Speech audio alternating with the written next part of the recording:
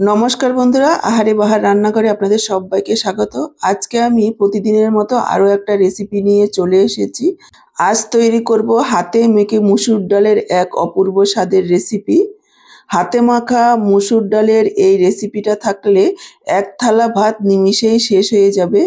ঘরে যখন মাছ মাংস বা সবজি না থাকবে, ডাল আলু পেঁয়াজ সবসময় সবার ঘরে কম বেশি থাকে, বা অনেক সময় আমাদের বেশি কিছু রান্না করতে ইচ্ছে করে না, তখন ডাল আলু পেঁয়াজ দিয়ে এই রেসিপিটা বানিয়ে নিলে বড় থেকে ছোট সবাই খুবই পছন্দ করে খাবে। তো চলুন আর দেরি না করে রেসিপিটা দেখে নেওয়া যাক। আজকের দারুণ স্বাদের ডালের রেসিপিটা করার জন্য দেখুন আমি এখানে হাফ কাপ মুসুর ডাল 2-3 বার জল পাল্টে পাল্টে ধুয়ে 1 ঘন্টা আগে ভিজিয়ে রেখেছি। ডালগুলো দেখুন খুব সুন্দরভাবে ভিজে গেছে, ফুলে উঠেছে, আর ডালগুলো ফাটা ফাটাও হয়ে গেছে। এই রেসিপিটা করার জন্য কিন্তু ডালটাকে ভিজিয়ে রাখতে হবে, তাহলে একেবারে ঝটপট 10 মিনিটে তৈরি করে ফেলতে পারবেন। কম করে 30 মিনিট ভিজিয়ে রাখবেন, তাও হবে। ডাল ভিজিয়ে রাখলে শুধু সেদ্ধই তাড়াতাড়ি হয় না, ডালের পুষ্টিগুণও অনেক গুণ বেড়ে যায়। ডালগুলোকে দেখুন জলের থেকে ছেঁকে নিয়ে নিলাম একটা প্লেটে। ডালের মধ্যে দিয়ে দিচ্ছি একটা আলু। আলুটাকে দেখুন এইভাবে একটু সরু লম্বা করে কেটে নিয়েছি। এইভাবেই একটু সরু করে কাটতে হবে, তাহলে আলুটাও ডালের সঙ্গে একই সঙ্গে সেদ্ধ হয়ে যাবে। দিয়ে দিচ্ছি টমেটো, এখানে একটা টমেটো দিয়েছি। আপনারা যদি খুব বেশি টক পছন্দ করেন তাহলে দুটোও দিতে পারেন। আর দিয়ে দিচ্ছি পেঁয়াজ কুচি, এখানে 2টো মিডিয়াম সাইজের পেঁয়াজ কুচি আমি দিয়েছি। এই রেসিপিতে একটু পেঁয়াজের পরিমাণটা বেশি হলে খেতে ভালো লাগবে। দিয়ে দিলাম 4-5টা চেরা কাঁচা লঙ্কা, ঝালটা আপনারা নিজেদের পরিমাণ বুঝে দেবেন। আর দিয়ে দিলাম কিছুটা ধনেপাতা কুচি।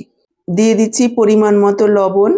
দিয়ে দিচ্ছি হাফ চা চামচ হলুদ গুঁড়ো, হাফ চা চামচ ধনের গুঁড়ো, হাফ চা চামচ দিয়ে দিচ্ছি জিরের গুঁড়ো, হাফ চা চামচের থেকে একটু কম দিয়ে দিচ্ছি লাল লঙ্কার গুঁড়ো, যেহেতু কাঁচা লঙ্কা দেওয়া হয়েছে। ঝালটা আপনারা নিজেদের পরিমাণ বুঝে দেবেন, তবে এটা কিন্তু একটু ঝাল ঝাল হলে খেতে বেশি ভালো লাগবে।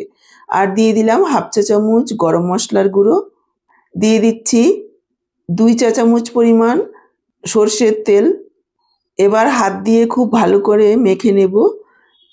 একটু চটকে মাখতে হবে যাতে পেঁয়াজ টমেটোটা একটু নরম হয়ে যায়, তবে খেয়াল রাখবেন যাতে আলুগুলো ভেঙে না যায়। এই রেসিপিটা এমনই একটা রেসিপি, একেবারে অল্প সময়ে অল্প উপকরণে তৈরি করে নেওয়া যায়, খেতে হয় দারুণ সুস্বাদু। মাখতে মাখতে খুব সুন্দর একটা গন্ধ বেরিয়েছে। এখানে চাইলে আপনারা কিছু সবজিও যোগ করতে পারেন, যেমন বরবটি অথবা ভেন্ডি অল্প পরিমাণে যোগ করে দিলে খেতে বেশ ভালোই লাগবে।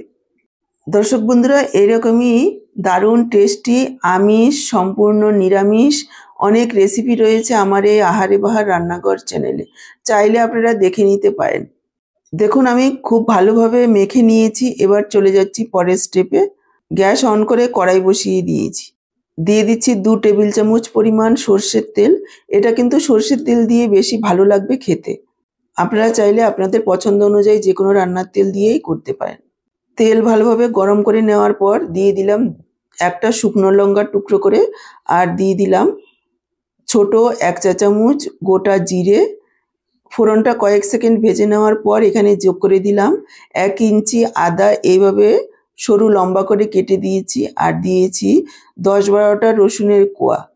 রসুনের কোয়াগুলোকে আমি এইভাবে একটু লম্বা করে কুচিয়ে দিয়েছি। এবার আদা রসুনটাকেও একটু ভেজে নেব হালকা লালচে করে।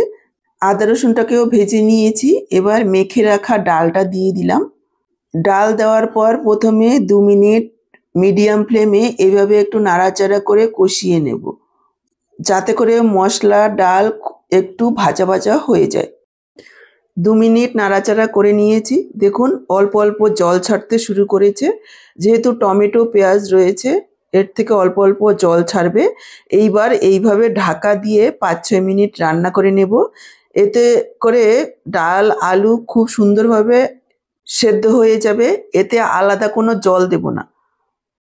প্রায় 1-1.5 মিনিট অন্তর অন্তর এইভাবে ঢাকা তুলে নাড়াচাড়া করে দিতে হবে। আর গ্যাসের ফ্লেমটাকে মিডিয়াম লোতে রাখতে হবে, তাহলেই খুব সুন্দরভাবে রান্না হয়ে যাবে। যেহেতু ডাল নিচে লেগে যাওয়ার কিন্তু একটা ভয় থাকবে, নাড়াচাড়া করে দিতে হবে অবশ্যই।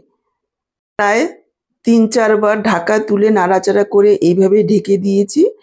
এভাবেই প্রায় 5-6 মিনিট রান্না করে নিয়েছি। দেখেই বুঝতে পারছেন ডাল আলু খুব সুন্দরভাবে সেদ্ধ হয়ে গেছে। গ্যাসের ফ্লেমটাকে একেবারে লোতে রেখেই রান্নাটা করতে হবে, তাহলে আর আলাদা করে জল দিতে হবে না।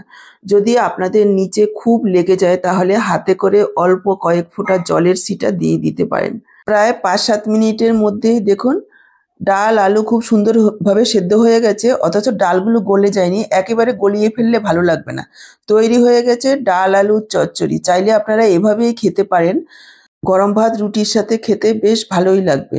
তবে স্বাদটাকে বাড়িয়ে নেওয়ার জন্য আমি এখানে একটা ডিম ভাজা যোগ করে দিচ্ছি। কড়াইটাকে সাইডে নামিয়ে রেখে বসিয়ে দিলাম ফ্রাইং প্যান, আর 1 চা চামচ পরিমাণ সর্ষের তেল দিয়ে দিয়েছি। একটু এইভাবে ছড়িয়ে দেব। তারপর এখানে দিয়ে দিচ্ছি 2টো ডিম ভেঙে।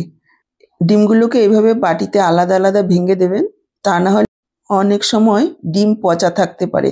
2টো ডিম একসঙ্গে ভেঙে যদি ফ্রাইং প্যানে দেওয়া হয় তাহলে একটা ডিম নষ্ট থাকলে আরেকটাও ফেলে দিতে হবে। সেজন্য আলাদা আলাদা করে এইভাবে বাটিতে করে ভেঙে দেবেন। আর দিয়ে দিলাম একটু লবণ আর একটু লঙ্কার গুঁড়ো। এবার এইভাবে একটু ছড়িয়ে দেব আর গ্যাসের ফ্লেমটাকে লোতে রাখবো, তাহলে ডিমের ভুজিয়াটা খুব সুন্দরভাবে তৈরি হবে, পাতলা হবে, ভাজাও হবে খুব সুন্দরভাবে, একেবারে দলা পাকিয়ে যাবে না। এইভাবে একটু ভালো করে ভেজে নেবেন যাতে কাঁচা গন্ধ একেবারেই না থাকে। ডিমটাকে ভালো করে ভেজে নিয়েছি।